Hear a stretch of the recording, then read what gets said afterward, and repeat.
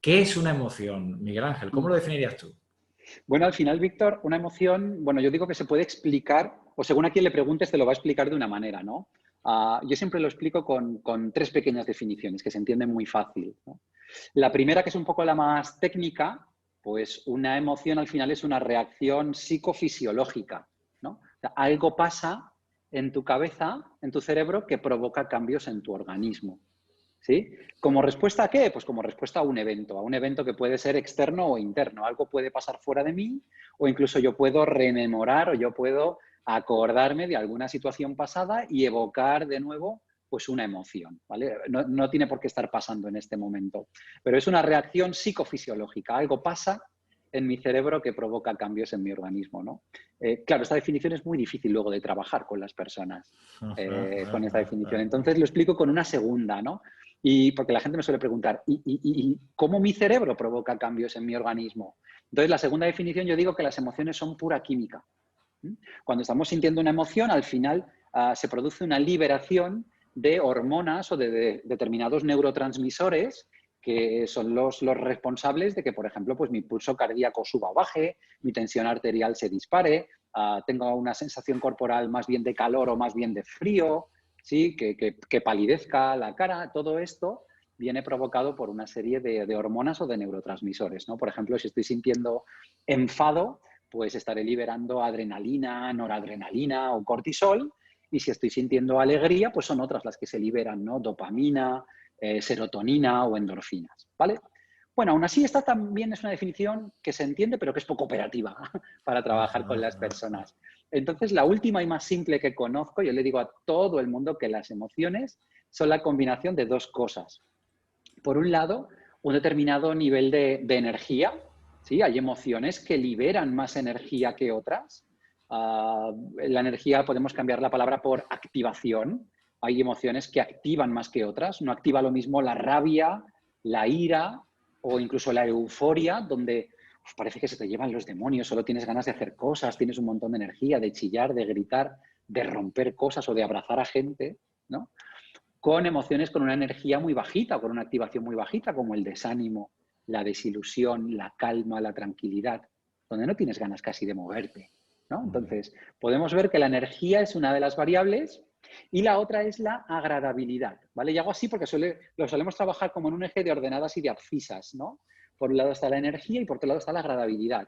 Hay emociones que resulta agradable sentir y emociones que resultan desagradables, ¿no? Lo que pasa es que a veces, cuando no tenemos la formación adecuada, la gente lo resume en que hay emociones buenas o malas, cuando lo que quieren decir es que hay emociones que resulta agradable sentirlas y otras desagradables, ¿no? Pues bien, de la combinación de estas dos cosas, un determinado nivel de energía y un determinado nivel de agradabilidad, surgen todas las emociones. Y esta es una de las herramientas también que utilizamos, pues a título un poco de curiosidad, y es como le enseñamos a la gente a que identifique emociones, ¿no? Autochequeándose en estas dos variables. Y ahí pensé que el tercer componente, porque también te he escuchado, al final las emociones son información. Uh -huh. ¿Qué significa eso exactamente, Miguel? Sí, pues mira, al final, dentro de las emociones tienen información escondida, ¿no? Esta, la primera persona que se lo escuché fue al doctor David Caruso y creo que como metáfora está muy bien, porque es cierto que cuando aprendemos a leer las emociones, una de las habilidades que más trabajamos con las personas es la habilidad ya no solo de identificar emociones, que nos podría servir la herramienta de antes, sino la habilidad para comprender esas emociones. ¿Cuál es la razón por la que yo estoy sintiendo esto, ¿no? Cuando te paras y analizas esa razón, te das cuenta de que esa emoción ha surgido por algo, ¿sí? A veces, por ponerte un par de ejemplos y que lo veamos, ¿no? Cuando surge la tristeza, pues la tristeza te está informando de que acabas de sufrir una pérdida importante. Ya puede ser algo material o inmaterial, pero acabas de sufrir una pérdida importante y la tristeza te va a bajar la energía para permitirte pensar sobre lo que acabas de perder, qué escenario se te plantea a futuro. Por eso a veces las preguntas más trascendentales de nuestra vida nos las hacemos más bien cuando estamos un poco tristes o decaídos, ¿no? Esta pregunta de, ay, ¿qué quiero hacer con mi vida? O, ay, ¿qué quiero hacer con mi relación profesional? O, ¿qué quiero hacer con mi relación de pareja? ¿No? Esto no te lo preguntas cuando estás alegre, contento o incluso cuando estás enfadado. ahí es muy difícil que te pares a pensar, ¿no? Por ejemplo, el miedo te informa de que ahí fuera acaba de surgir algo o acaba de producirse algo que puede poner en peligro o en riesgo tu vida. Entonces, quiere captar toda tu atención. El enfado suele surgir para informarte de que algo acaba de ocurrir que te frena, te bloquea o te limita para conseguir algo que tú querías, ¿sí? Cada una de las emociones es como si nos pudiera hablar al oído cuando surgen y por eso tienen información escondida. Entonces, es mucho más fácil comprenderlas cuando somos conscientes de esa información que tienen dentro. Es que para mí, Miguel Ángel, tú has dicho, dentro de las tres definiciones, dos de ellas, tú has definido las emociones son reacciones, tienen ese componente químico de activación que genera energía, que puede ser agradable o desagradable. Y para mí el tercer componente sería esa parte cognitiva o al final donde está el pensamiento. Pero yo no sé, mi percepción o lo que yo entiendo, y tú corrígeme que tú sabes mucho más que yo, Miguel Ángel. Es decir, para mí al final las emociones no son... el factor desencadenante es el acontecimiento externo, la circunstancia, lo que sucede afuera. Pero realmente, o lo que yo entiendo es que la emoción no es la reacción a lo que está sucediendo afuera, sino a cómo yo estoy interpretando lo de fuera. Uh-huh. Es decir, A ver, esa percepción, interpretación o pensamiento que se genera, ¿sería así sí. o no? No es, bueno, no es exactamente, te iba a decir sí, pero no, ¿eh? Entonces no te quiero tampoco liar. Pues Voy a venga, darte una explicación más detallada, ¿vale? venga. Dentro del mundillo hay muchos profesionales que están trabajando bueno, pues en esta línea e investigando en esta línea, ¿no? A veces puede ser un poco confuso porque si me hubieras preguntado, por ejemplo, una definición de la inteligencia emocional, yo te hubiera dicho, según a quién le preguntes, la definición es una o es otra, ¿sí? Entonces, cuando hablamos de emociones o de la categorización de los diferentes tipos de emociones, también según a quién le preguntes, te lo explica de una manera o de otra, ¿vale? Para mí, la emoción es un poco esa reacción fisiológica casi innata que nosotros tenemos, porque yo no puedo, ¿vale? Yo puedo interpretar una cosa como un peligro, pero ya estoy activando mi parte cognitiva. La emoción es mucho más instintiva. La emoción directamente surge. Hay personas que se vienen, se apuntan a algunos de nuestros workshops y nos dicen, mira, he venido porque suelo tener mucho miedo a determinadas situaciones y he venido a no tener tanto miedo. O suelo tener ataques de ira y de rabia y me gustaría no tenerlos, ¿no? Entonces, la explicación que le solemos dar a estas personas es que si algo te da rabia y dispara esa emoción, posiblemente tú lo puedes racionalizar o puedes pensar sobre ello. Por eso a veces el coaching suele ayudar mucho o a veces determinadas líneas, ¿no? Como la PNL, por ejemplo, ¿no? Pero eso sería trabajarlo desde la parte más cognitiva, pero posiblemente esa primera llamarada va a seguir surgiendo. Lo que enseñamos desde la inteligencia emocional es a que gestiones esa parte, a que frenes quizás esa impulsividad. Entonces, hay una corriente de estudio que me parece que lo explica muy bien, que dice que la emoción son todos estos cambios fisiológicos que se producen en tu organismo. Y cuando tú te paras a pensar sobre lo que te está ocurriendo y le pones un nombre a eso, ahí ya dejamos de hablar de emoción y empezamos a hablar de sentimiento, ¿vale? De hecho, yo lo resumo mucho en una frase en todos los workshops y digo que la emoción se siente y el sentimiento se piensa. Entonces, cuando de repente paras y dices, anda, vale, es verdad, lo que estoy sintiendo es remordimiento, Ajá, ¿sí? ajá, Claro, ajá. ahí tienes que pararte a activar esa parte cognitiva y ahí hay alguna línea de corriente de estudio que dice que ya estamos hablando de un sentimiento. Yo no me paro tanto a diferenciar esto porque suele generar confusión en los workshops. La gente lo que quiere ahí son herramientas, a que me enseñes a gestionar esto y yo le digo, mira, llámalo como quieras. Llámalo emoción y sentimiento. Llámalo emoción primaria o emoción secundaria. Llámalo emoción simple y emoción compleja. Llámalo como quieras. Pero sí aprende a distinguirlo y sí aprende luego a gestionar eso. Y ya está. Pero que simplemente que sepas que son dos cosas diferentes, ¿no? Pues yo lo veo más por ese lado. Sí, yo, por ejemplo, estoy durmiendo tranquilamente y de repente a las 3 de la mañana oigo un ruido en casa y sin yo quererlo, o sea, no tengo tiempo ni a procesar ese ruido. Ya se me va a salir casi el corazón del pecho, ya voy a tener más bien una sensación de frío, se me va a erizar el vello, se va a disparar mi pulso cardíaco y mi tensión arterial y voy a levantarme con un poquito de respeto a ver qué ha sido ese ruido y qué es lo que ha ocurrido, ¿vale? Y ahí no me da tiempo a procesar nada. De hecho, cuando me levanto, yo ya estoy pensando, ¿habrá sido el lavavajillas? ¿Habrá sido la nevera? ¿Qué habrá sido? ¿Habrá sido el vecino que ha dado un golpe? ¿Qué habrá sido? Ahí es cuando yo voy procesando, pero la emoción ya ha surgido.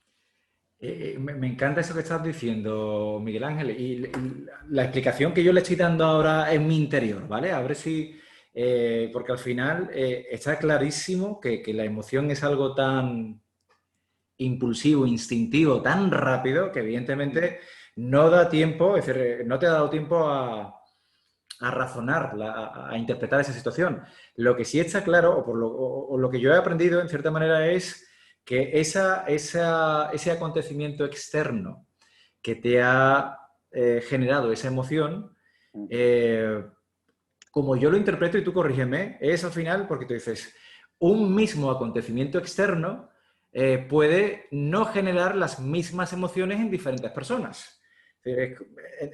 Al final no es el acontecimiento, sino cómo cada persona lo percibe, aunque sea en milisegundos. Es como si al final, el ejemplo que yo suelo poner siempre, ¿no? Si hay un toro allá afuera, yo lo veo y yo inmediatamente siento miedo. Pero si hay un torero al lado mía, pues ese hombre igual no siente miedo, sino que siente, no sé, excitación, pero por ganas lo interpreta de otra manera. Y ahí, evidentemente, no había interpretación, pero lo que sí hay es una lectura diferente de lo que está sucediendo afuera. Sí, y además, en cierta parte es así, Víctor, pero ¿sabes lo que ocurre? Que durante tantísimos años, las personas desde que somos pequeños hemos aprendido a juntar estímulo y respuesta, ¿vale? Hemos aprendido a oír un ruido y no es lo mismo oír un ruido a las 4 de la tarde, a plena luz del día, en el comedor de tu casa, que escucharlo a las 4 de la mañana. Y el ruido es el mismo, pero posiblemente tú la sensación de peligro que tienes o la emoción que genera es diferente, ¿no? ¿Por qué? Porque esto lo hemos ido generando desde que somos pequeños, ¿vale? ¿Qué ocurre? Cuando el estímulo y la respuesta empiezan a... Bueno, yo lo explico de una manera. Cuando hay una conexión sináptica, yo digo que las neuronas que se estimulan juntas crecen juntas, ¿no? Y ahí tienen unos bracitos las neuronas que se estiran, se estiran, se estiran hasta que se tocan y ahí se genera una conexión sináptica, ¿vale? Y ahí es donde se generan los hábitos también. ¿Qué ocurre? Si yo cada vez que Víctor me interrumpe, yo me enfado y me genera una molestia, al principio me genera una molestia, pero cuando esto se va produciendo muchas más veces, de la molestia voy evolucionando al enfado y del enfado al final termino evolucionando a la rabia. Y al final, ¿qué pasa? Que si tú y yo somos compañeros de trabajo, llevamos 15 años conviviendo juntos, ya llega un momento en el que se han estimulado tantas veces estas neuronas, llamémosle así, juntas, que al final no hay ningún tipo de espacio entre estímulo y respuesta. Están casi solapados, con lo cual, cada vez que tú me interrumpes o cada vez que tú me levantas la voz o cada vez que tú haces algo que me viene molestando desde hace mucho tiempo, yo ya reacciono impulsivamente, ¿sí? De hecho, a las personas les enseñamos, para poder gestionar las emociones correctamente y bien, les enseñamos a que abran ese espacio entre estímulo y respuesta, que abran ese espacio que les permita pensar, ¿sí? Pero para personas que no están muy entrenadas y que se están iniciando en esto, pues de momento la emoción surge de una manera muy instintiva. Yo a veces también pongo el ejemplo de, tú imagínate que vas caminando por la calle y alguien detrás tuyo, que lo oyes caminar detrás tuyo a 2 o 3 metros, te llama por tu nombre y te insulta gravemente, ¿sí? Entonces, tú lo primero que haces es que te giras instintivamente y te giras con cierta sensación de enfado. No es lo mismo que veas a una persona que conoces y que te ha insultado y que además va como con cara agresiva, donde entonces tú le darás rienda suelta a ese enfado, o te girarás con ese enfado, pero igual puedes ver que es una persona que quizás ves claramente que tiene mermadas sus capacidades psíquicas. Puede ser una persona con síndrome de Down, y conforme lo ves dices, ay, vale, no, es verdad, no, pobrecito, lo ha hecho sin pensar, lo ha hecho sin tal, o posiblemente ni me conoce, o posiblemente no lo ha hecho queriendo, y enseguida te relajas otra vez, ¿no? Pero esa primera llamarada ya ha surgido. Tú te giras instintivamente para ver qué ha pasado, ¿no? O si alguien simplemente te da un golpe en el brazo, ¿no? En medio del Corte Inglés, por ejemplo. Te giras a veces. No es lo mismo que la persona te esté mirando de una forma desafiante a que la persona simplemente esté así con la mano diciéndote, disculpa. Entonces, tú te giras de una forma instintiva porque la emoción ha surgido, luego procesas, ¿vale? Y entonces, a función de cuándo procesas, al final las personas que gestionan muy bien sus emociones lo que tienen es un espacio muy amplio entre estímulo y respuesta y les permite decidir.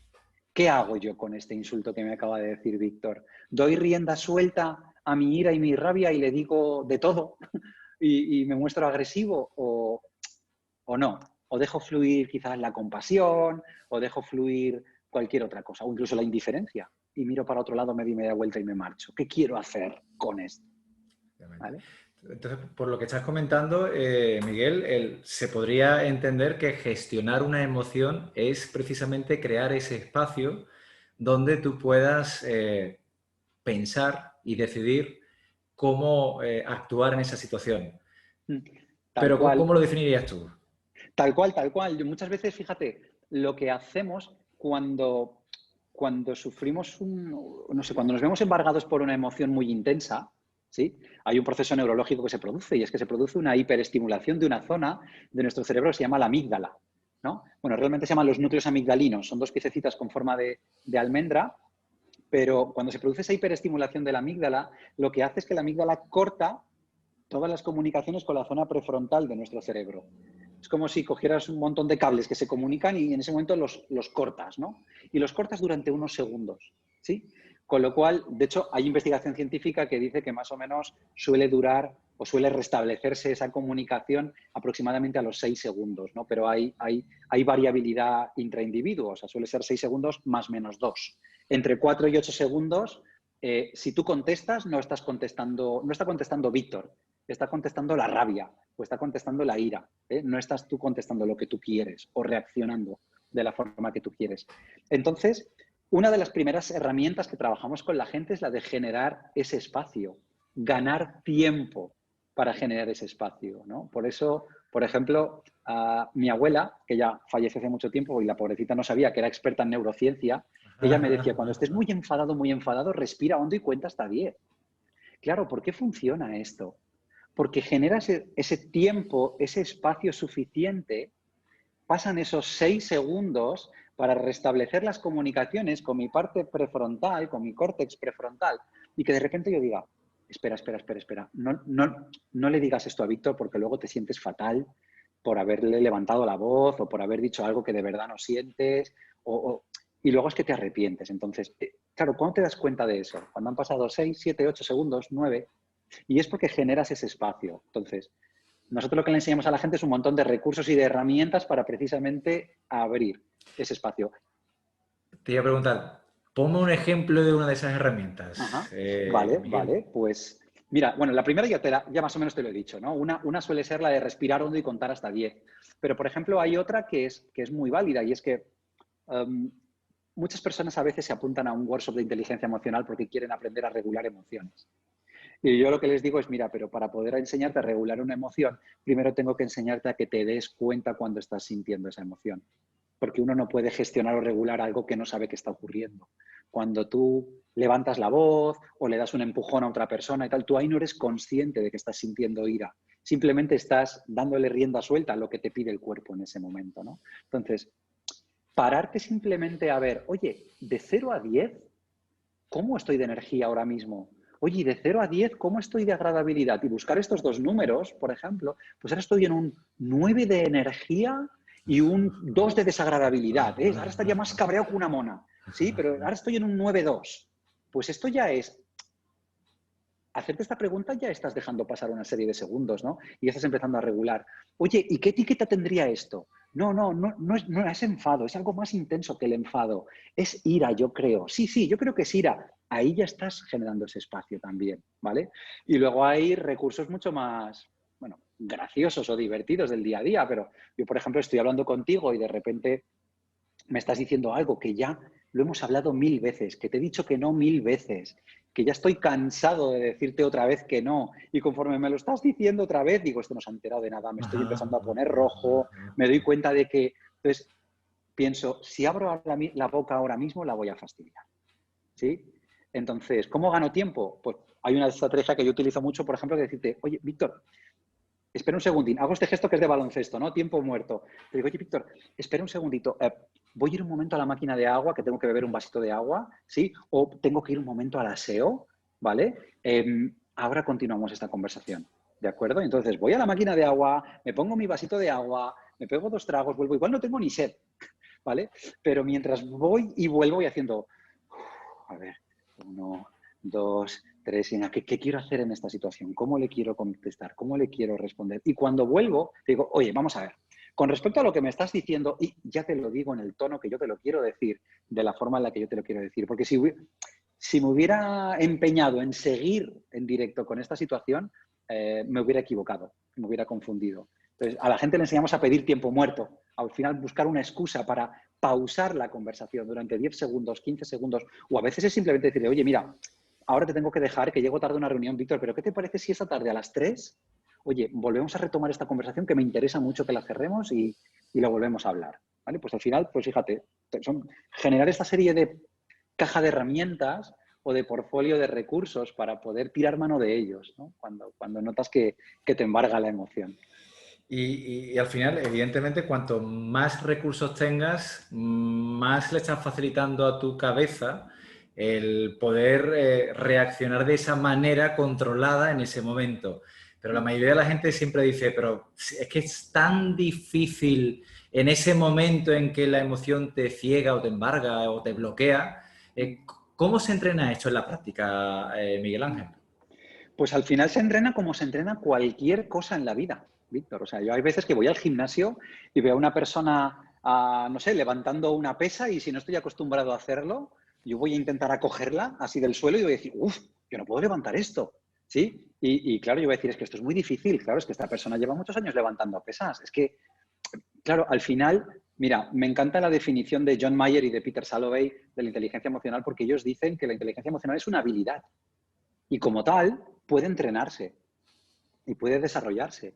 La mayoría de las personas, yo digo que sobre todo nosotros somos casi una generación perdida desde el punto de vista emocional o de la inteligencia emocional, porque no hemos sido educados en emociones. Afortunadamente ahora los niños ya cada vez más se está introduciendo esto en las escuelas y cada vez tenemos a docentes más preparados y a centros educativos también, más por la labor de introducir estas competencias emocionales, ¿no? Dentro, pero cuanto más las entrenas, más fácil es que las utilices. Ayer, por ejemplo, estaba en una entrevista en otro sitio, estábamos hablando del entorno sanitario, ¿no?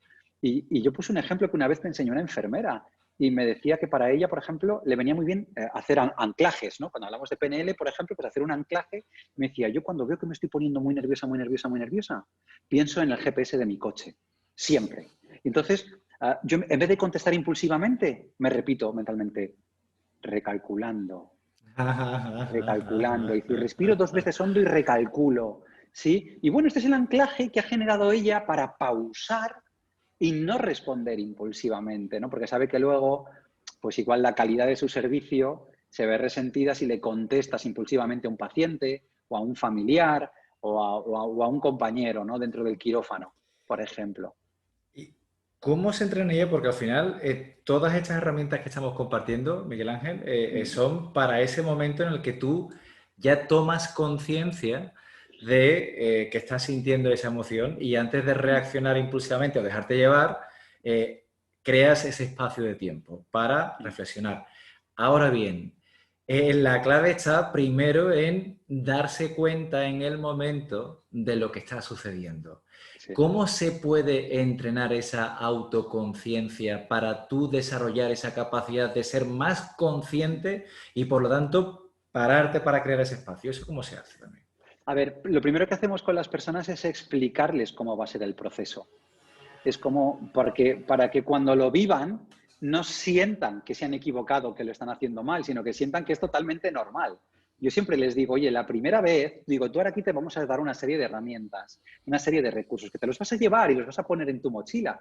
Y si te enfadaras muchísimo dentro de media hora, te vas a acordar. El problema es que la siguiente vez que te vas a enfadar muchísimo va a ser dentro de 11 días. Y dentro de 11 días igual no te vas a acordar, ¿sí?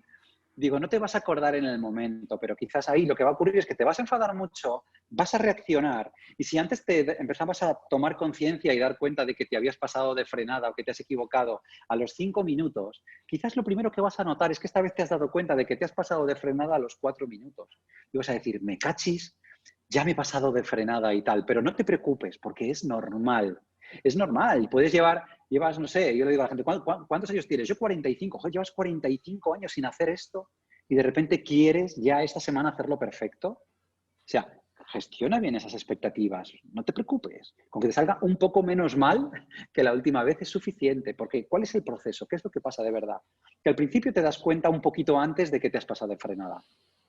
Con el tiempo te das cuenta cada vez más cerca. Hay un momento en el que te das cuenta de que se te está yendo la cabeza a mitad de discusión. Y en ese momento es cuando dices, espera, no, le estoy gritando a Víctor, pero yo realmente no le quiero gritar. Entonces, y en este mismo momento dices, espera un momento, Víctor, discúlpame, me estoy poniendo muy nervioso, estoy levantando la voz, no. Y te has dado cuenta a mitad. Digo, genial, porque estás tomando conciencia a mitad. Entonces, llega un momento que después de entrenarlo tanto, llegas a darte cuenta de esto antes de que se produzca y llegas a decidir cómo quieres responder en esa situación. Pero al principio es normal que te pases de frenada, como sería normal que yo llegara al primer día y no pudiera levantar las pesas del suelo, ¿no? Pues es algo totalmente lógico y normal. Esto me recuerda una frase que compartí con unos compañeros el otro día, Miguel Ángel, que decía, era una frase, una cita de Mark Twain, que decía, necesito 3 semanas para dar un discurso improvisado. ¿Qué te quiero decir con esto? Es decir, fíjate que tú has dicho, esto es un proceso, pero al final es un proceso para aprender a decidir en caliente el cómo actuar. Mi pregunta es, ¿este entrenamiento se podría acelerar con la preparación en frío? Es decir, si yo hago un ejercicio de reflexión ahora que no me pasa nada y me pongo a pensar fríamente en qué situaciones yo pierdo el control y ahí ya me pongo a decidir cómo quiero actuar, esa programación, ¿eso crees que puede ayudar o ayuda en la práctica a que mi conciencia se active antes o yo tenga capacidad de darme cuenta antes o no? ¿Sabes lo que ocurre? Que hay habilidades de la inteligencia emocional que puedes trabajar en directo y hay otras que tienes que facilitar la emoción porque es difícil de replicar, ¿vale? Por ejemplo, yo hay dinámicas en los que a las personas antes de realizarla, por ejemplo, cuando les voy a enseñar a comprender y a desactivar un enfado, yo hay situaciones donde evoco esa situación de enfado. Hacemos una visualización, entonces los meto en ese estado.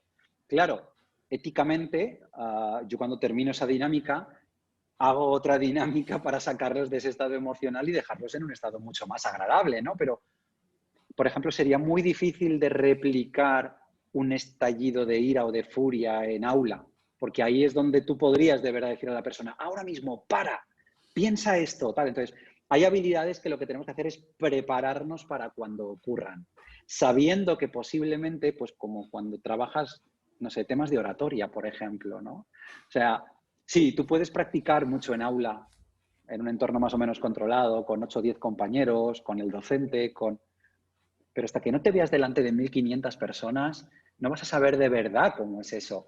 Y posiblemente ahí lo que te tienes que permitir es, hombre, igual no hacerlo perfecto, pero acercarte todo lo que puedas, ¿no? Y conforme te vas exponiendo a esas situaciones, vas ganando cada vez más habilidad, ¿no? Aquí pasa lo mismo. Hay habilidades que podemos trabajar en directo en el aula porque puedo evocarlas. Hay dinámicas donde evocamos miedo y hemos encontrado maneras de evocar ese miedo y luego a las personas le preguntamos, ¿dónde lo has sentido?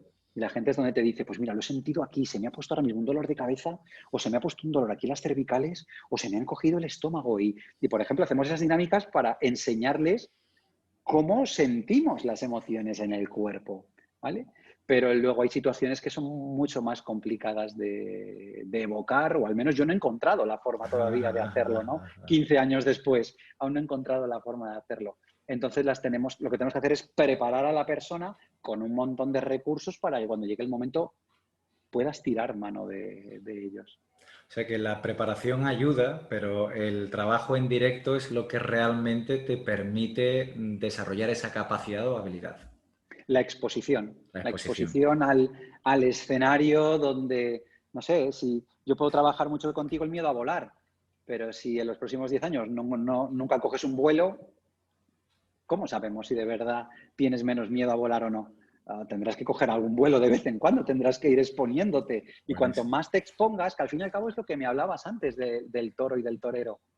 Posiblemente tú estás muy poco acostumbrado a exponerte delante de un toro y él está acostumbradísimo, con lo cual para él es un día más en la oficina y para ti es una situación donde tu vida corre peligro. Entonces, y es un tema de exposición. ¿Qué os hace diferentes a uno y a otro? Que él está muchísimo más acostumbrado a estar expuesto a ese estímulo. Y ha aprendido a reaccionar de diferentes maneras. Así es. Perfecto. Nos vamos a meter con la parte del valor de la inteligencia emocional, Miguel Vale. Ángel, porque y me voy a ir directamente a uno de los libros tuyos, ¿no? Ujú. A ese de feeling y que está relacionado con el tema de la venta, ¿no? Porque al final, vale, ya sabemos qué son las emociones, ya sabemos que se puede entrenar su gestión. Y mucha gente se preguntará, pero bueno, ¿y esto en qué me va a facilitar la vida? ¿Esto qué valor me va a aportar? Pues si cogemos, nos vamos al entorno empresarial y nos vamos concretamente a la venta. Tú has escrito un libro donde hablas precisamente de la importancia o el valor de la inteligencia emocional en la venta. Así que te pediría, Miguel Ángel, por favor, que me expliques un poquito o que nos expliques ¿qué valor aporta esa capacidad de gestionar las emociones en la venta? Es decir, ¿ayuda a que tú puedas vender más? Es decir, ¿multiplica la conversión? ¿Qué has sacado? Mira, desde hace muchos años, voy a empezar desde el polo opuesto, ¿sí? Venga. Desde hace muchísimos años, más de 20 años, que ya sabemos que las emociones influyen en el proceso contrario, que es el proceso de compra, ¿sí? Hay muchas personas que cuando se sienten mal se van de compras y creen, es como tomarse una especie de aspirina emocional. Creo que me siento mejor. He ido y me he comprado 2 pantalones, 2 camisas y 3 bolsos y creo que ya estoy mejor, ¿vale? No es cierto, pero uno cree que sí, se autosugestiona así. Entonces, ya sabemos ya sabíamos desde hace muchos años que las emociones influyen en el proceso de compra. Y yo me hice la pregunta de si influyen también en el proceso de venta, ¿no? Aquí fue donde me di cuenta de que están directamente relacionadas las emociones con el grado de conexión que tienen dos personas, ¿no? Cuando nosotros le compramos algo a alguien, puede ser que te compro una idea o te compro algo físico, un servicio o un producto. Si analizas esa situación, yo a la gente siempre le pregunto, ¿por qué hay determinadas personas a las que en igualdad de condiciones te decantarías por comprárselo a esta persona y no a esta otra? O incluso hay personas que hasta incluso con un poquito mejores condiciones nunca en la vida le comprarías algo de eso, ¿no? Yo digo, mira, entras a un bar a tomarte un café y cuando le pides, ¿qué quiere tomar? Y dices, un café solo. Y te tiran el café así medio en la barra, te mojan siempre el sobre de azúcar, no te han mirado ni a la cara el camarero y dices, qué desagradable, y luego te cuesta 1 euro. Y en el bar de al lado, conforme entras por la puerta, te dicen, hombre, Víctor, ¿qué quieres? Un cafetito, ¿no? Como el de siempre, sí. Te lo preparan con muchísimo cariño, te ponen una galletita al lado y te cuesta 1,10, ¿sí? Posiblemente no somos racionales a la hora de decidir dónde me tomo el café, porque racionalmente irías todos los días a donde es un 10% más barato. Pero como te lo puedes permitir y tienes la capacidad, los medios y la oportunidad, ¿crees que están bien invertidos estos 10 céntimos más? Posiblemente porque esta persona se merece mucho más que la otra el que te gastes el dinero en su centro, ¿no? En su bar, en su restaurante. ¿A qué me refiero con esto? Algo ha ocurrido por aquí por el medio que te hace sentir mucho más cómodo una persona que la otra, ¿no? Y esto es no solamente cómo se sentía la persona que está ofreciendo el servicio y que está vendiendo, sino cómo te ha hecho sentir a ti como cliente, ¿vale? Entonces, lo que hacemos al final, lo que hice fue crear un modelo para aterrizar este concepto de inteligencia emocional y que las personas que se dedican a la venta de repente puedan decir, mira, ¿cómo puedo generar una mejor conexión con mis clientes? Porque, te lo voy a resumir en una frase. Yo siempre le digo a los equipos comerciales, oye, cuando vais a visitar a un cliente, ¿vuestro cliente se alegra de veros? Porque si no se alegra tu cliente de verte, con perdón, estás jodido. O sea, tienes un problema. Porque si no se alegra de verte es que a igualdad de condiciones va a preferir comprarle esto a otra persona que a ti. O igual te lo está comprando a ti ahora porque no tiene más remedio, pero rápidamente llama a otro proveedor con el que tiene un feeling o tiene una conexión mucho mejor que contigo y te dice, oye, mira, esto es lo que me ha ofrecido Víctor. Si me igualan las condiciones, lo hago contigo. Claro, ¿cuánto vale que tu cliente haga eso? ¿Y por qué hace eso tu cliente? Porque tiene una conexión especial contigo, ¿sí? Si nosotros nos sentimos bien como vendedores y somos capaces de gestionar bien nuestros estados anímicos, es más fácil que generemos esa conexión emocional con los clientes. Yo digo que en la vida hay dos tipos de personas. Están las personas que atraen y están las personas que repelen. Pero eso también nos pasa en las organizaciones y en los equipos. Tú vas a la máquina de café a tomarte un café y ves que fulanito también va hacia allí y según cómo sea fulanito, te apetece estar 5 minutos en la máquina de café hablando con él porque te va a dejar mejor de lo que te ha encontrado. O si ves que dices, oye, Víctor, ¿vas tú para la máquina de café? Sí, pues nada, ahora voy yo dentro de un ratito que voy primero al aseo y luego voy a la máquina de café, porque ni de coña quiero estar contigo 5 minutos en la máquina de café que me pones la cabeza así, ¿no? Como un bombo. Entonces, si eso pasa con los vendedores, claro, ¿hasta qué punto le hemos enseñado a la gente que vende a que identifique sus emociones y a que esté en el estado óptimo emocional para poder vender? Porque sí que la mayoría yo llevo muchísimos años trabajando con vendedores, ¿no? y con directores comerciales y la mayoría me dicen que hay una zona, hay un estado un determinado, no es un punto concreto, es una determinada zona con diferentes estados emocionales que ahí es como que la magia surge, ¿no? Y las conexiones con las personas se producen.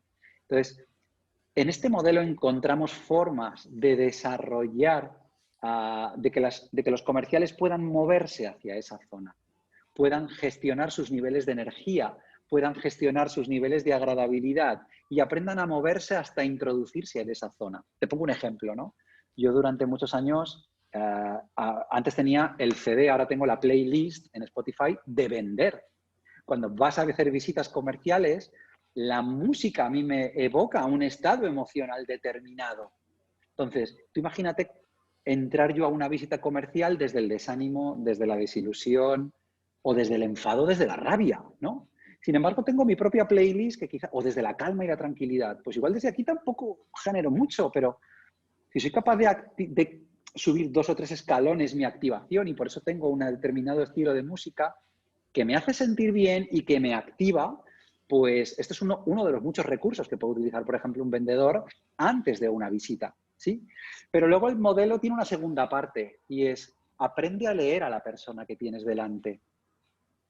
Tu cliente se va a sentir muy a gusto contigo si eres capaz de leer cómo se siente ahora y qué es lo que necesita de ti en este momento. Porque según lo que él esté sintiendo, va a necesitar de ti una cosa u otra. Hay veces que no es lo mismo estar interactuando con un cliente que está sintiendo miedo, enfado, tristeza o alegría. Y si tú no sabes leer esto, si solo tienes la versión 1.0 de tu proceso de venta, pues le vas a vender de la misma forma. En una tendrás éxito y en 3 no. Y cuando salgas de la visita dirás, no he vendido, pero no sé por qué. Y es porque no has aprendido a leer esa situación. No te has dado cuenta de que tu cliente igual tenía miedo. Y lo primero que tienes que hacer es ayudarle a normalizar ese miedo. Y solo cuando le ayudes a normalizarlo, él está preparado y lo estás moviendo hacia esa zona determinada donde él puede dar el paso y puede comprar. Tu cliente igual estaba enfadado porque en tu empresa cometimos un error hace 3 meses, servimos mal un determinado producto y de repente tú estás intentando cerrar el siguiente pedido y él lo que quiere, está todavía enfadado y resentido por aquel error que cometimos hace 3 meses y no está preparado para firmarte un nuevo pedido. Y tú estás ahí empeñándote en, no, resuelve primero el enfado y luego lo dejarás en una posición en la que puedas cerrar y hablar del siguiente pedido. Entonces, enseñamos a las personas, no solamente hay 2 partes, la intrapersonal, cómo estoy yo y cómo me puedo autorregular yo, y la interpersonal, cómo está la persona que tengo delante y cómo voy a maximizar hoy la conexión que tengo con este cliente. Entonces, cuando creas ese feeling, que es la palabra que utilizo un poco como título para poner a este modelo, cuando creas ese feeling ahí se puede provocar y hay muchas cosas detrás. Vale, vale. Me parece, bueno, hay tantas cosas. Por un lado, me ha encantado el ejemplo que has puesto del café, porque yo trabajo con el sector turístico, Miguel Ángel. Me he sentido totalmente identificado y me has puesto un ejemplo que me encanta, para llevármelo a las formaciones y explicárselo a la gente. Otra cosa es que yo siempre digo que al final las personas compramos a personas. Y eso que tú has dicho, ¿no? Al final da igual el producto. Si no hay esa conexión, si no generas esa conexión, al final la conexión, y corrígeme, Miguel Ángel, la conexión es lo que genera confianza, ¿no? Para que la persona se sienta segura para poder comprarte. ¿Es así o no? Tal cual. De hecho, fíjate, todo proceso de compra, es que claro, cuando lo entiendes desde atrás, lo explicas como muy fácil, pero pocas personas se paran a entenderlo. Todo proceso de compra supone una decisión para un cliente y toda decisión siempre genera un miedo, ¿vale? Ahora Bueno, mismo, por ejemplo, hace unos cuantos años generaba muchísimo miedo comprar algo por internet, porque comprábamos a un sitio donde no sabíamos de dónde me venía esto, donde primero me descontaban el dinero de mi tarjeta o de mi cuenta bancaria y luego confiaba en que dentro de 2 o 3 días recibiera el producto en mi casa. Y luego además me surgían un montón de miedos y de dudas más.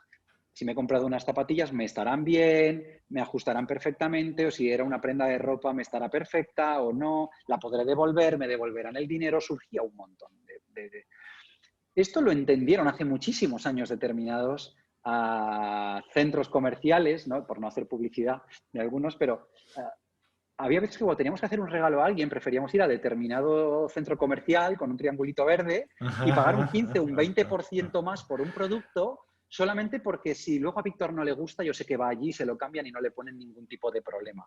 Yo sé que aquí vale un 15% menos, pero es que igual aquí, o si lo compro por internet me voy a ahorrar dinero, pero es que sé que si Víctor tiene un problema va allí, se lo cambian y estoy dispuesto a pagar un 10 o un 15% más solo para evitar ese miedo, ¿sí? Ahora, ¿qué hacemos? La mayoría de las personas cuando van a comprar algo por internet se centran en, mira, 2.516 personas ya han comprado este producto y de 0 a 5 estrellas tiene 4,95. Prefiero comprar este antes que lo han comprado solo 2 personas y tiene una estrella de 5. Me está diciendo que este es más seguro que este. Por eso compro este más fácil. Al final es toda una gestión emocional todo pero el rato. brutal, porque ahora ya has sacado perfectamente a la luz cómo hay una emoción que se esconde en el proceso de compra, que es el miedo, que es el que impide la compra, y el comprador, su objetivo tiene que ser conseguir generar esa conexión, ese feeling, esa sintonía y esa confianza para que la otra persona se sienta seguro para comprar. Y el proceso lo has hecho como un proceso primero de el comprador, el vendedor tiene que primero crear ese estado interno, vamos a decir, positivo, potenciador, y luego tiene que saber leer, me imagino que luego conectar y, por tercer lugar, influir. Y aquí yo te estoy tirando de lo que yo conozco de la PNL, que es donde está el rapport, como tú ya sabes, bueno, todo este tipo Correcto. de cosas, pero no quiero liar a la gente con cositas extrañas. Sí, realmente lo primero que hacemos es que tú como vendedor te metes, nosotros le llamamos la zona. Tú primero te tienes que meter en la zona, es como al final un deportista, ¿no? Ahora que estamos con los Juegos Olímpicos y todo, o sea, tú tienes que llegar preparado el día de la prueba, ¿no? Tú imagínate un deportista que llegara mal entrenado, en mal estado físico, pues no iba a dar su 100%, ¿no? Claro, ¿qué ocurre cuando parte del éxito de tu trabajo depende de tu estado emocional? De si eres una persona que atrae o no, de si eres una persona con la que la gente cree que va a merecer la pena invertir 10 minutos, 15 o 20 minutos en una visita comercial. Ten en cuenta que en los primeros minutos el cliente decide, mira, creo que va a merecer la pena los siguientes 20 minutos que voy a pasar con este chico o creo que no. Entonces, ¿cómo trabajamos eso? Para eso tú tienes que proyectar algo desde el principio. Entonces, yo primero ya me preocupo de entrar en la zona a esa reunión para luego leer cómo está el cliente. Y luego, a partir de ahí, cubrir la necesidad que tenga el cliente. ¿Sí? Un cliente necesita, vamos a ver, esto no es magia, ¿de acuerdo? Si yo siempre pongo el mismo ejemplo, digo, si yo voy a acompañar a mi cuñado un día al concesionario porque le van a entregar un coche y mi cuñado, que es una persona muy adinerada, pues no sé, se va a comprar un coche de una gama muy alta y vamos a un concesionario donde los coches valen mucho dinero. Pero yo no tengo esos recursos económicos. Simplemente le he acompañado y me he puesto a ver coches allí a ojear, pues porque le estaba esperando, ¿no? Y en ese momento, un entrenador, un vendedor muy bien entrenado en inteligencia emocional, que haya pasado por alguno de nuestros programas, lo ve y dice, me voy a por él, ¿no? Está en la zona, entra, detecta, trabaja, conecta, tal. Y llegará un momento en el que, por muy bien que lo haga, me dirá, bueno, Miguel Ángel, entonces, ¿qué? ¿Quieres este? ¿Te llevas el coche? Y yo te digo, no, pero como que no, si lo he hecho todo bien, o sea, yo me he metido en la zona, te he leído a ti, pues mira, no, o porque ya tengo coche, No porque no lo quiero cambiar o no porque no me puedo permitir este coche. Una persona necesita tener la oportunidad y los medios también para poder comprar algo. Entonces, esto no es magia. Se tienen que dar una serie de... Si la persona no tiene esa oportunidad, esa voluntad y esos medios y esa oportunidad, la venta no se produce, ¿no? Entonces, aquí lo que intentamos es eliminar y quitar margen de error. Pero hay veces que una persona no era tu cliente ya desde el minuto 1, tú no lo has sabido verlo y después de 7 visitas sigues preguntándote por qué no te compra, ¿no? Y dices, si es que no te has dado cuenta desde el principio que no era cliente para ti. Última cosita que quiero tratar contigo, Miguel Ángel, y creo que es lo que más valor va a aportar de la entrevista, fíjate. Porque ahora, relacionado con la venta, ¿eh? Y me gustaría llevarlo a un contexto real de gente que necesita mucha ayuda y me voy a ir al colectivo de las personas que están desempleadas, que son personas que día tras día escucho el cómo sufren por no saber venderse. Porque para una entrevista de trabajo es un proceso de venta. Lo que pasa es que una persona no lo ve así. Entonces, con ese escenario, con ese contexto, Sí. ¿qué crees que le puedes trasladar de la manera más práctica posible para que una persona que se enfrenta a una entrevista pueda generarse ese estado? Porque fíjate que muchos de... Aquí hay una cosa en ese trabajo interior, primero, intrínseco, y es que la mayoría de la gente que no está activa, su autoestima está baja porque precisamente considera que su valor o siente que es valioso cuando está trabajando. O sea que ahí ya cuenta con el hándicap de, por no estar trabajando, ya me estoy infravalorando. Entonces, es un reto. Y te lo lanzo a ti porque eres el maestro, Miguel Ángel. Entonces, para esta situación tan compleja, ¿qué le recomendarías a una persona que está en esa situación, que está buscando empleo y que igual falla normalmente en las entrevistas? ¿Cómo lo hacemos? Vale, mira, lo primero que haría, y gran parte de esto que voy a decir no lo digo como brindis al sol. Yo tengo un pasado recurso humanista y, por ejemplo, he hecho más de 3.000 entrevistas de selección de personal, con lo cual he visto, me ha pasado de todo en las entrevistas, ¿vale? Pero lo primero que le diría a una persona que está desempleado, y si es un desempleado al final de larga duración, todavía con más motivo, que gestione bien las expectativas. Hay muchas veces que tenemos una expectativa en la que creemos que a corto plazo se puede resolver mi situación. Y hay veces que esto es como una maratón, más que como una prueba de 100 metros lisos. Uno tiene que darse cuenta de que, por ejemplo, yo es lo primero que le explico a la gente, te acabas de quedar desempleado, muy bien, no estás desempleado. Tienes un nuevo empleo, que es buscar otro trabajo. Estás ahora posiblemente hasta mucho más ocupado de lo que estabas antes. Y esto va a ser una carrera a largo plazo, así que esto se puede resolver en 2 semanas, o se puede resolver en 2 o 3 años. Va a depender de unas cuantas variables. Unas dependen de ti y otras no. Pero gestiona bien esas expectativas, ¿sí? 2, conoce bien tus fortalezas. Todos los seres humanos somos buenos en algo. Todos. Lo primero que tienes que darte cuenta es en qué eres bueno tú, ¿vale? Porque cuando eres consciente de tus fortalezas, te pones en valor. Y entonces te das cuenta de que tu valor no depende de lo que diga, tu valor como ser humano y como profesional, no depende de lo que diga una persona que está llevando un proceso de selección. Entre otras cosas porque no tienes ni idea de lo que está buscando. Con lo cual, que hayas pasado por 2, 3, 4, 5 procesos de selección y te hayan descartado en todos, no significa que no tengas valor. Lo que significa es que igual había otra persona más preparada o que encajaba mejor en ese puesto de trabajo que tú, pero igual tú sigues conservando toda tu valía. Hay un puesto para ti. Lo que ocurre es que tienes que ir por ensayo-error a veces hasta que lo encuentras, ¿sí? A mí me hace mucha gracia cuando las personas me dicen, dame algún consejo, dime cómo me debo de comportar en una entrevista de selección. Digo, joder, exactamente como tú eres. Digo, porque tú imagínate una cosa, ¿vale? Digo, tú imagínate que yo soy el responsable del proceso de selección, te vas a entrevistar conmigo y estoy buscando exactamente a una persona como tú, a un ser humano como tú y a un profesional como tú. Y tú llegas y por intentar darme una mejor cara, una mejor imagen, te comportas de otra manera y ya no encajas. Yo buscaba un tipo como tú y ya no encajas.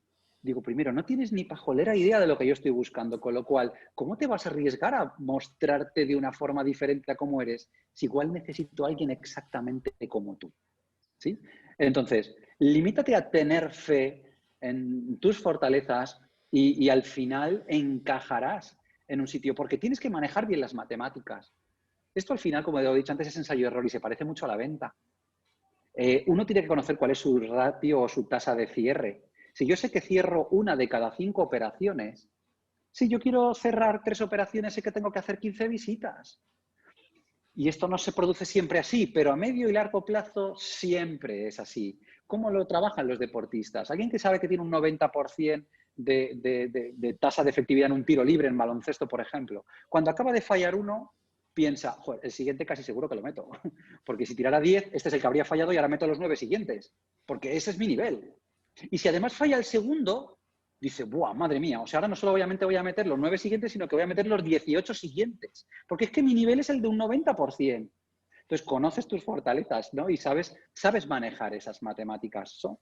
Y si te das cuenta, es lógico y normal que pases por momentos con un estado anímico desagradable. Porque a las personas no estamos preparados genéticamente para que nos digan que no. Vas a un proceso de selección, te sientes rechazado, no te rechazan, sino que han escogido a otro perfil, pero tú te sientes rechazado y eso nos hace sentirnos mal. Hace que poco a poco vayamos generando una espiral negativa.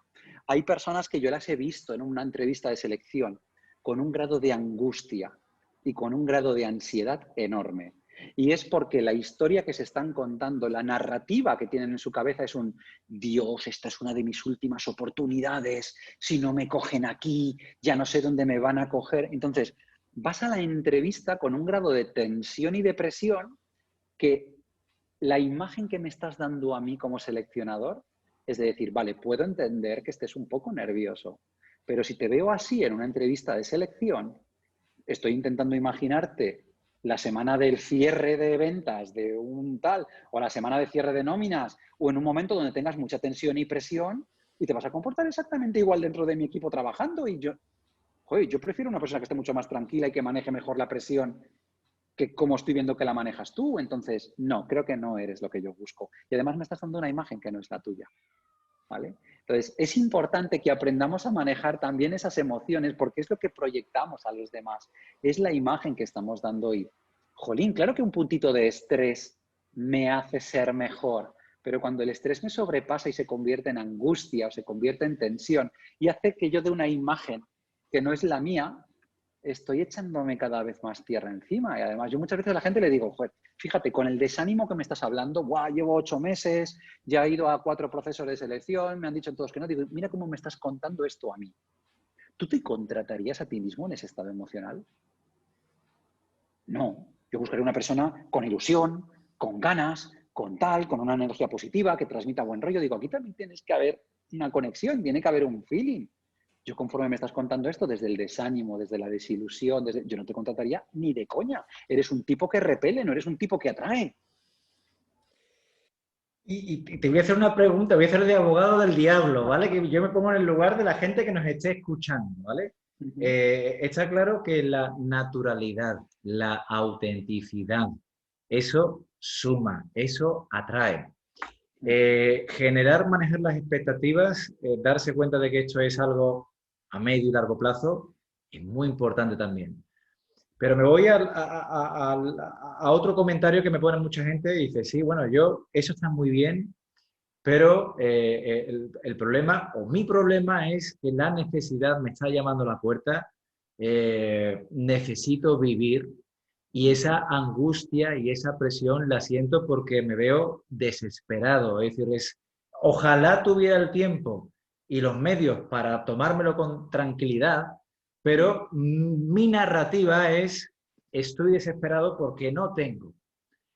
En esa situación tan dura. Vamos a ver, ahí lo primero que tienes que hacer es pararte y revisar qué no te está funcionando. Porque claramente hay algo dentro del proceso que no está funcionando, ¿vale? Y aquí pueden ser muchas cosas, porque los seres humanos somos especialistas, y yo el primero, pues somos especialistas en hacernos trampas al solitario y en autoengañarnos. Y tenemos una narrativa que nos hace salir indemnes la mayoría de las veces para poder dormir tranquilos por las noches. Pero nuestro cerebro no es nuestro amigo. Ahí él solo quiere que no suframos y que no muramos, ¿vale? Entonces, muchas veces nos dice cosas que no es verdad. Hay gente que me dice, yo estoy buscando trabajo, yo estoy buscando activamente. Yo le digo, genial, muy bien, oye, los últimos 3 meses, ¿cuántas entrevistas has ido? A 2.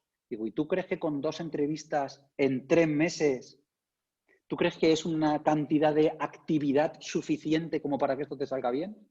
Yo creo que sí, digo, pues continúa. Y dentro de 2 años, cuando sigas sin empleo, hablamos. Cuidado, también puede dar la carambola de que lo encuentres. Pero con ese nivel de actividad, la mayoría de personas costaría mucho en un entorno tan exigente como el que tenemos ahora, ¿no? Luego hay personas que el problema puede ser otro, que de repente dicen, no, yo es que solo busco algo de lo mío. Y algo de lo mío es un puesto como este, con este horario, con este salario, y al lado de mi ciudad, y al lado de no sé qué. Y yo le digo, genial, pues oye, cada uno escoge lo que quiere, pero ¿te das cuenta de cómo estás cerrando el círculo? Entonces, tú solamente puedes encajar en estos pequeñitos procesos, pero si de repente empiezas, venga, ya no busco solo de lo mío, busco un poquito más, o hasta me permito tener un trabajo puente mientras sigo buscando algo que de verdad me gusta, pero puedo coger un trabajo que aunque no me guste del todo, pero que lo pueda hacer, que me permita unos ingresos y desde aquí la manera más fácil que hay de buscar trabajo es teniendo trabajo. Venga, vale, genial, pues igual me busco un puesto de trabajo. Pero te tienes que dar cuenta de que algo no te está fallando. Te puede estar fallando la actividad que estás haciendo, no estás moviéndote lo suficiente, quizás te está fallando la técnica, Yo he visto a personas que se pasan horas y horas y horas revisando una y otra vez las mismas ofertas y le digo, ¿por qué no pruebas cosas diferentes? O sea, en tu día a día te debes tener una hora para ver si hay nuevas ofertas, contestarlas y quítalo de medio esa tarea y vete a la siguiente. Asiste a eventos de networking, conoce a personas, le has contado absolutamente a todo Dios que estás buscando trabajo. O sea, no, hay gente que pues vete corriendo y, o sea, llega un momento en el que cuando no nos sentimos bien y no tomamos esa distancia con el problema, no lo analizamos bien y no nos damos cuenta de qué es lo que está fallando. Y entonces entramos en esa espiral donde de verdad, cuando alguien desde fuera te dice, tío, estás 5 horas viendo las mismas ofertas de InfoJobs y solo hay una y te quejas de que no hay más ofertas, ¿por qué no pruebas algo diferente? Sigue haciendo esto, pero haz otra cosa, ¿no? ¿Has probado la candidatura espontánea? ¿Has probado a pedir por ahí algún favor a algún conocido? ¿Has probado a...? Y de repente le vas dando ideas y la persona dice, hostia, pues no, claro, no. Y dices, joder, si es que lo raro es que te salga bien. Claro, pero es que estás metido de verdad en tanta desesperación y yo lo entiendo, ¿vale? Y estás metido y estás tan hundido en el pozo que te cuesta a veces querer hacer estas cosas, pero... Es que eso tiene, mira, te escuché a ti el otro día en una en un vídeo de los tuyos, ¿no? Decía, cuando la emoción está alta, la inteligencia está baja. Y a mí, yo en mi subconsciente me decía, y cuando la emoción está baja, también la inteligencia está baja. Es decir, si cuando la emoción está en un extremo, en un polo o en el otro, al final la inteligencia, tu sentido común está apagado, como tú dijiste antes, está cortado de manera permanente porque estás cegado en esa espiral.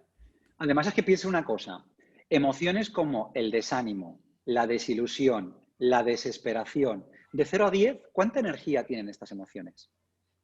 1, 2, muy poquito. Si tú estás poco activado como persona, ¿cuántas ganas tienes de hacer cosas nuevas, de probar cosas nuevas, de hablar con gente, de cogerte un polígono y pateártelo de cabo a rabo, simplemente llamando al timbre y dejándote que te conozcan para dejar allí tus datos? No tienes ganas de hacer eso, pero porque posiblemente tú no te sientes bien, tus niveles de energía son muy bajos y tu día a día lo que haces es que te comportas en base a esos niveles de energía. Tienes que aprender, como decíamos antes con los vendedores, a moverte por ese cuadrante. Tienes que aprender a veces a generar energía. Igual que todas las mañanas hagas media hora de ejercicio físico o 1 hora de ejercicio físico, puede ser lo mejor que puedes hacer para subir 3 escalones tus niveles de energía y desde ahí tus siguientes 5 horas van a ser mejores.